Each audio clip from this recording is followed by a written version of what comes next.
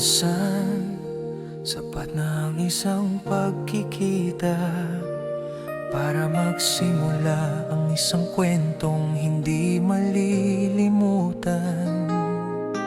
Sa unang tagpo ng ating mga mata, parang may awit na biglang sumigla. Hindi man tayo agad nag-usap, puso'y tila may lihim na pangarap. Ngiti mong payak, ngunit may hiwaga, nagbigay kulay sa bawat sandali. Hindi ko inakalang sa simpleng pagkakataon may mabubuong kwentong puno ng emosyon.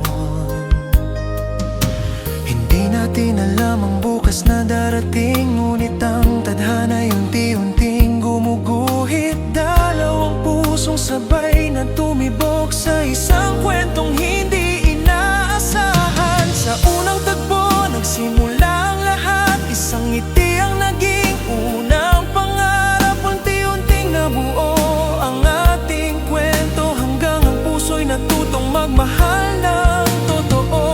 Christian at Magdian, dalawang pangalang naging inspirasyon sa maraming damdamin. Hindi lang dahil sa mga ngiti at tinginan, kundi sa pag-asang dala ng bawat samahan.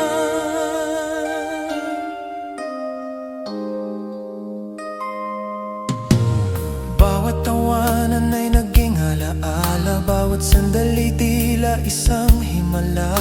Sa bawat eksenang magkasama kayo, maraming puso ang sabay na nangarap. Hindi man alam ang bukas ng tadhana, ang bawat sandali ay mahalaga. Dahil minsan ang pinakamagandang simula ay nagsisimula sa simpleng pagkikita.